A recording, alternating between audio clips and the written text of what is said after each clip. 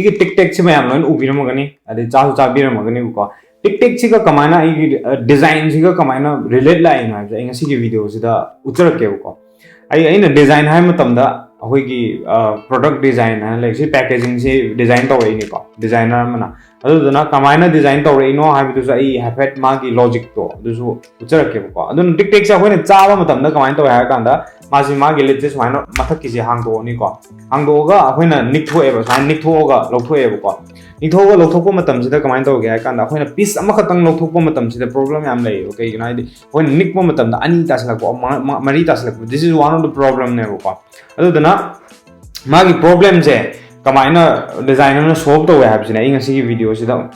उलग तो इसे की पैकेज मागी पैकेजिंग से डिजाइन तो मतलब फैक्टर में हम ले वो का कोई सुनना था कि फजना बा अदगी पोचे हाथ में बस हाथ पना दे वो का और उस मागी लॉजिक में हम ले वो का मागी फैक्टर में हम ले आता है का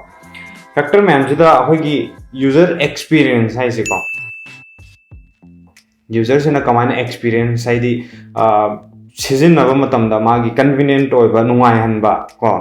सिजे याम मरु ओइबा पैकेज नंगना पैकेट दि तौरे हाबु हांगदोप ngamदबा याम वाबा हांगदोपदा अदगी लेसनबा याम वाबगुंबा अदगी सुंबसे लेतनबा डिजाइनर सिना ऑलवेज माइंड थमगदोंने डिजाइन तौरप मतमदो अदुबु ngasi ga hui tic tac की कंडीशन सिददी होगी प्रॉब्लम से कई ना कांदा मागी पैकेजिंग से फजरे स्टोर तो वो यार है हांगदोप याय खुमजनबा नुंगाई लोइन यारे बको सिदा करीनो अखोइना मागी प्रॉब्लम से हाक मतमदा अखोइना लौथोकपो मतम सिदा अमा पामा मतमदा को ऑलवेज अमा से फंगने हाबा होय लेतेबा अनी ताकपा अहुम ताकपा मैम लेबा अदुबु अखोइ ला लेबा अखोइसे डिजाइनर सिंग ऑलवेज हाना मागी वखंदा खनग्रबनेबा हाइदि सिगी पैकेजिंग से तोरपो मतमदा अखोइना निकथोकपो मतमदा को साइन निकथोकपो मतम सिदा अमखतंग लौथोके हाय तागदिको डिजाइनर से यावसे सिगी पैकेज सिगी लिड सिदको तो सिदा मथक सिदा खितंग एनो तोबम यावसे तोंखटपम यावसे को होना खुमजन मतम जमाय लिड सिदको सिगे ए फजा उजरकेबो सिगी से कईगिनो हाय कांदा सिगे सुमाइना नंग लौथोकपो मतम सिदको सुमाइना ऑपोजिट सुमाइना अपसाइड डाउन थममनिना अदुगा सुमाइना अपसाइड डाउन थावनि अगा सुमाइना लौथोकपो मतम से सिदा ngасai sida ama se yawarkaneba ngasai gi magi sida jaga ama hapise mana si ja hoina hekta hapchalaga kona discover to one natte ko si je always designer duna hana magi wakhanda khallaga ideation ma'am toroga toroba matungda packaging se semai ne hai besing si hoigi design je ko design has am broad oi ko hoigi id Makhan Yana design से कई ना कांदा होगी packaging design ना तोंगान लेग्रनी अदगी product design UI UX design graphic design visual design अदगी ऑटोमोबाइल डिजाइन को सिंबल मैम से कैरेक्टर डिजाइन मैम ले जी मैम से डिजाइन की मखन डोमेन से यामे को अदुना सिगी हाइबा सिगी एरिया से दी पैकेजिंग डिजाइन की मनों चले शायद प्रोडक्ट डिजाइन है जो आएगा सीजे इंडस्ट्रियल डिजाइन है ना लाए मोइसे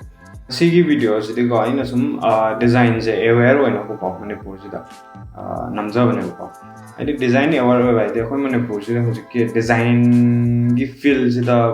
मैम ले को मी बिदि मैम ले को आइना खंगदबु मैम ले रमनी आदि मी से तमदबदे नते आदि थबक डिजाइन की फील्ड से थबक तौदबु नते को मैम ले बिदि अदुबु अखोगी डॉक्टर इंजीनियर आदि